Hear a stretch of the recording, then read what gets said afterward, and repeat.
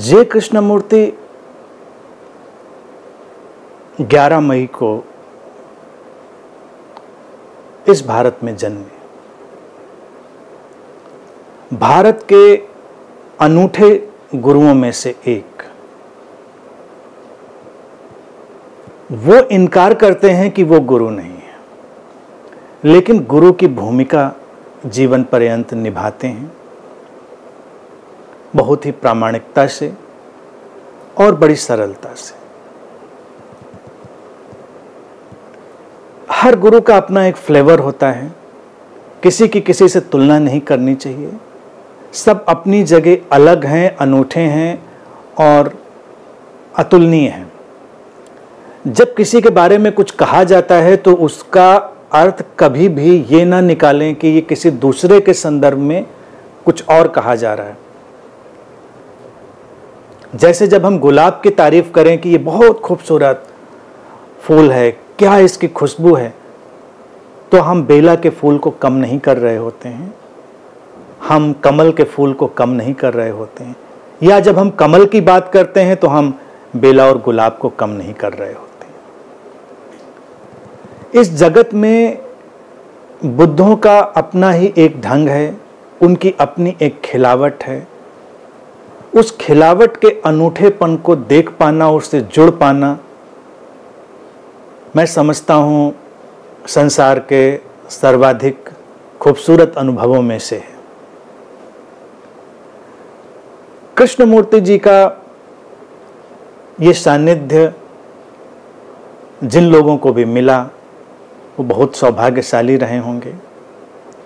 लेकिन किसी भी बुद्ध की जो देशना है वो स्थान और समय के परे चली जाती है, और हम स्थान और समय के बाद भी उस देशना का उपयोग कर पाते हैं और उससे अपने जीवन को सुंदर बना पाते हैं, अनुप्राणित कर पाते हैं और उसमें कोई नई दिशा पैदा कर पाते हैं।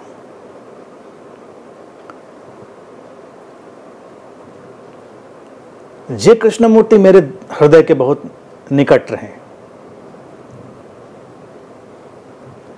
इस निकटता के कई दृश्य अदृश्य कारण भी हैं, उन कारणों में हम नहीं जाएंगे। बस उनके जन्मदिन पर हम कुछ बात आप सबसे शेयर कर रहे हैं, उसका आनंद लेंगे।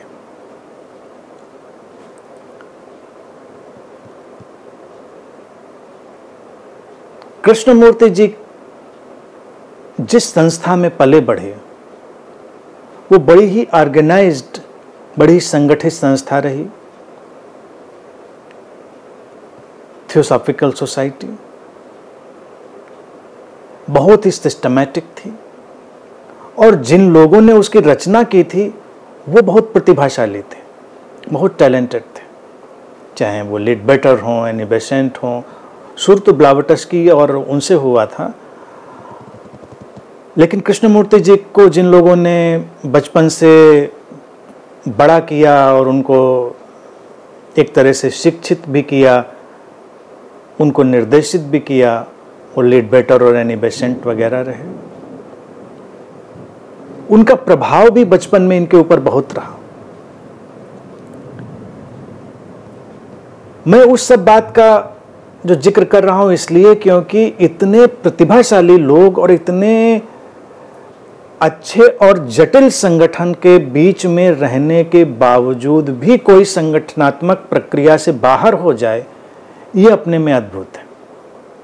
जैसे कोई सीकर जाए, किसी संप्रदाय का हिस्सा बने, तो वो जीवन पर्यंत संप्रदाय से बाहर नहीं हो पाता। जो छाप उसके ऊपर पड़ती है उससे जीवन पर्यंत बाहर नहीं हो पाता। कृष्णमूर्ति जी उससे बाहर हो पाए, यही उनको सबसे अलग करता है। यही उनको उस जो समूह है उससे बिल्कुल अलग रख देता है।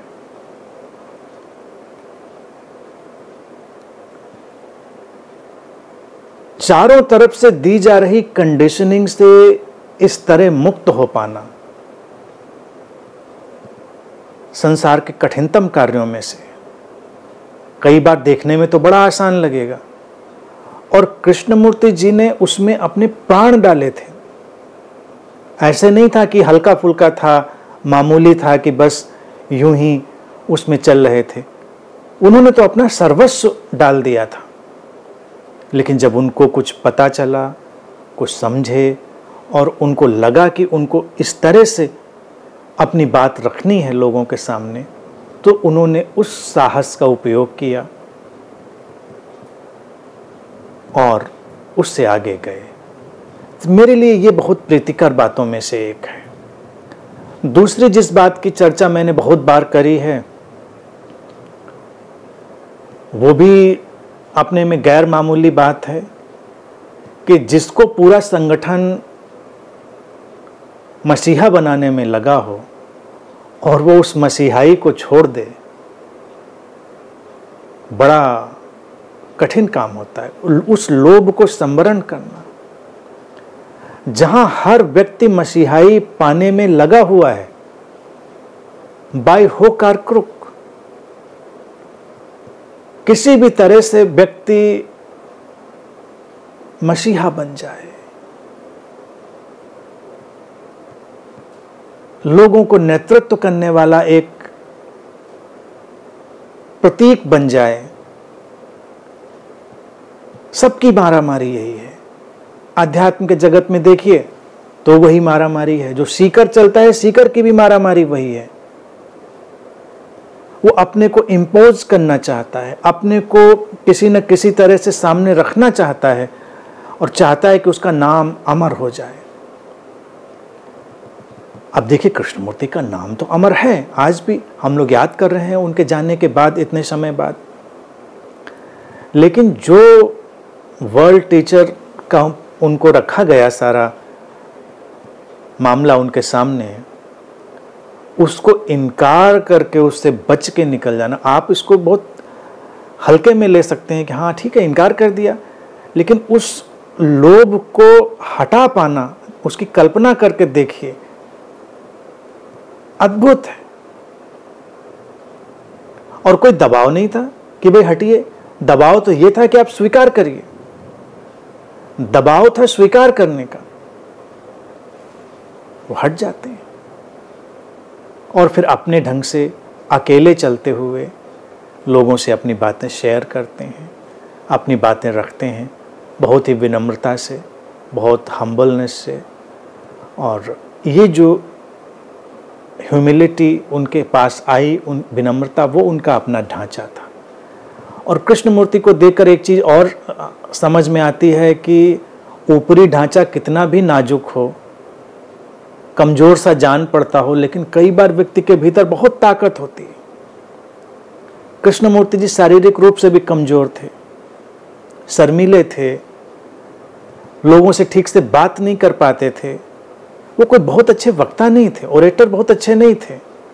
जब उन्होंने बोलना शुरू किया, तो जब उनकी बायोग्राफीज में जाएंगे तो देखेंगे कि बड़ी उनको अड़चन आती थी, उनको धक्का देना पड़ता था। उनके कई जो मित्र उस समय बन गए थे, वो उनको प्रोत्साहित करते थे बोलने के लिए। वो झिझकते हुए, शर्माते हुए बोलते थे।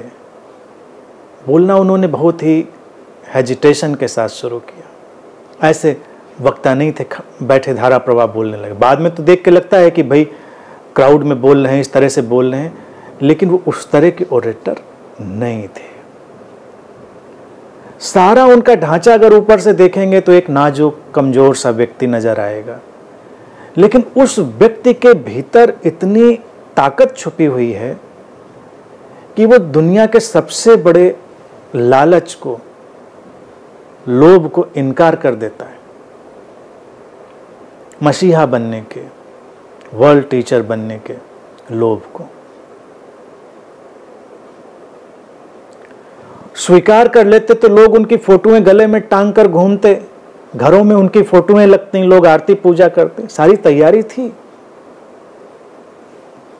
उनको उसमें रस नहीं आया कि लोग ऐसा करें।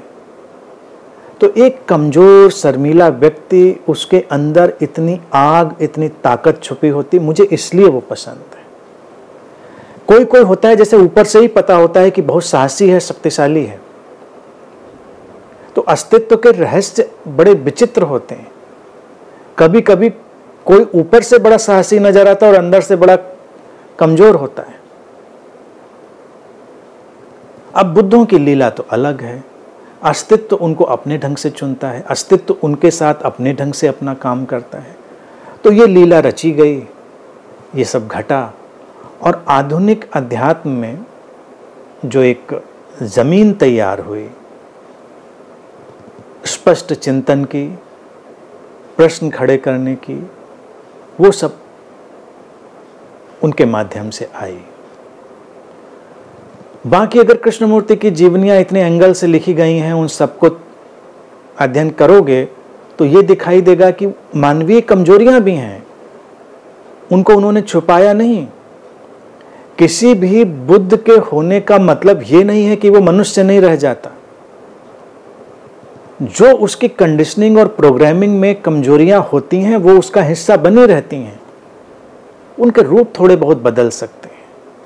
तो कृष्णमूर्ति बचपन से जिस कंडीशनिंग प्रोग्रामिंग के शिकार थे वो हालांकि बदलती गई, धीरे धीरे परिमार्जित होती गई, परिष्कृत होती गई, लेकिन वो उनके साथ चली। तो मानवीय कमजोरियों के साथ, उनके स्वीकार के साथ सहजता से जीवन को जीने का जो अंदाज था वो हम कृष्णमूर्ति जी में देख सकते हैं। रहा सवाल आलोचनाओं का, प्रशंसाओं का, तो वो तमाम एंगल से ढूंढी जा सकती, करी जा सकती, उसमें उलझने का कोई मतलब नहीं है। हम अगर निकालें तो आलोचना करने के भी 10 बातें निकाल सकते हैं और प्रशंसा करने के निकालें तो हर जगह निकाल सकते हैं। उनके जन्मदिन पर मैं बस इतना ही कहना चाहता हूं, यह संदेश सभी के लिए है, कोई भी सीकर अपने आप को अंडर एस्टिमेट ना करे। ऊपर से वो बहुत शक्तिशाली दिखाई दे, जरूरी नहीं। उसके अंदर डायनामाइट होनी चाहिए, और होती है, वक्त पर निकलती है। कल्पना नहीं कर सकते हैं आप लोग कि जिन लोगों ने उनको पाला पोसा था, उनको भी ये उम्मीद थी कि ये कमजोर सा लड़का एक दिन खड़े होकर सारे इस आर्डर को कैंसिल कर देगा, उससे बाहर हो जाएगा। ये उन लोगों के लिए भी इतना शॉकिंग था। यहां पर मैं उस साधारण सीकर को देखता हूं जिसके पास बहुत संभावना होती है कि सत्य के साथ वो किसी भी तरह से चल सकता है, और वक्त आने पर उसके भीतर वो अंकुर फूट कर किसी भी तरह से अपना रंग रूप प्रकट कर सकता है। तो ये हर सीकर के लिए एक संभावना है। आमतौर से लोगों को लगता है कि किसी बुद्ध के होने के लिए बड़ा चमत्कारिक होना चाहिए, बड़ा ही पर्सनालिटी का एक अलग ढंग होना चाहिए, सब अलग थलग। थियोसॉफी वालों ने बनाने की कोशिश करी, जैसे कि कल बात में कर रहा था कि लीड बेटर ने किताब लिख डाली 30 पास्ट लाइफ्स ऑफ अल्क्यूनी। जेके ने उसको निरस्त कर दिया, कैंसिल कर दिया, उसको कहा ये सब रबिश है, इसमें कुछ भी मतलब नहीं। उनके बचपन के किस्सों को महिमा मंडित करने की कोशिश करी। ये सब ऑर्गेनाइज्ड रिलीजन के दांवपेच होते हैं। कृष्णमूर्ति जी को वही सब पसंद नहीं आया, और उन्होंने सोचा, चाहा कि हम सच्चाई से बात करेंगे, हम वही कहेंगे जो सच है, हम वही कहेंगे जो कहने योग्य है।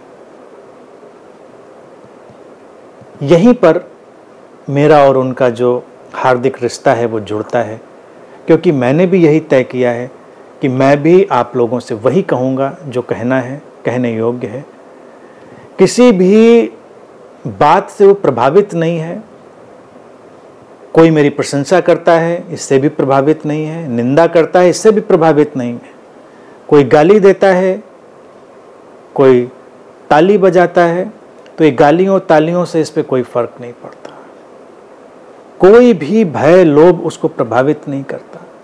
जो जैसा है वैसा ही कहने का ये आयोजन, और ये मैंने नहीं तय किया, अस्तित्व ने तय कर दिया। शरीर मन को वैसा अस्तित्व ने माध्यम बनाया, तो कृष्णमूर्ति जी को भी वैसा ही बनाया। तो ये सिलसिला ऐसे ही चलता रहता है, बहुत खूबसूरत है। और मैं सभी के लिए ये शुभकामना रखता हूँ कि अपने उस नाजुक से, साधारण से खोल के भीतर सब एक ज्वालामुखी लेकर चलेंगे सत्य का, और किसी भी क्षण उसमें एक्सप्लोजन होगा और ज़िंदगी रूपांतरित होगी।